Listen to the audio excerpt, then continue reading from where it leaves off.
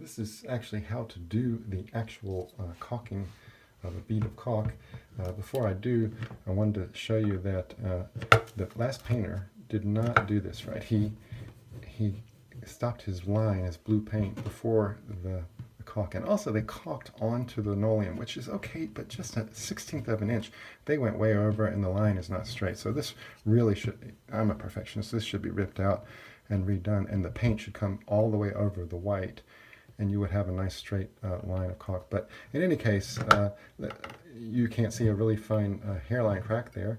I'm going to use this tube, which is cut very wrongly for this small line, but it's okay. You'll see. We just lay a little caulk in there. It comes out really awful, but it's not going to matter. You sort of flick off your pressure. This is one of these caulk guns that I love so much from England.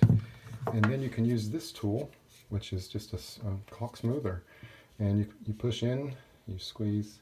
But maybe this is a problem with these previous painters. Oops, I'm sorry, you can't see.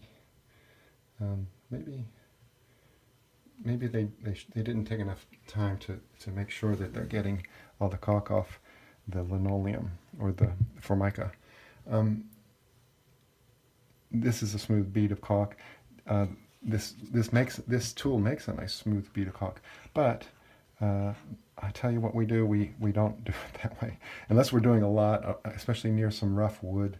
We don't like splinters either, so we would use this tool, but generally we just use our finger, sort of damp from a cloth. This cloth is damp, and just smooth it like that. There's the dust that I pulled off from before. Another reason to paint. This caulk grabs paint like crazy. When you clean before you caulk, you should clean these up. So now I've rubbed off almost all the caulk. I'll do it again.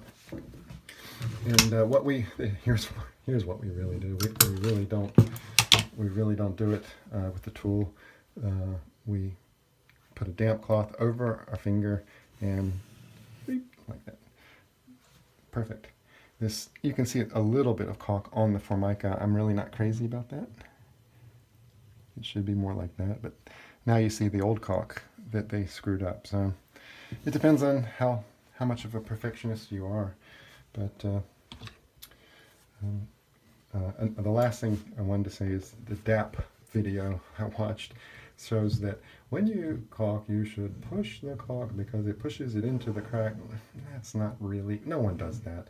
I think it's their theory. It probably is a good theory, but we squeeze, we pull, we squeeze, and that's a big mess.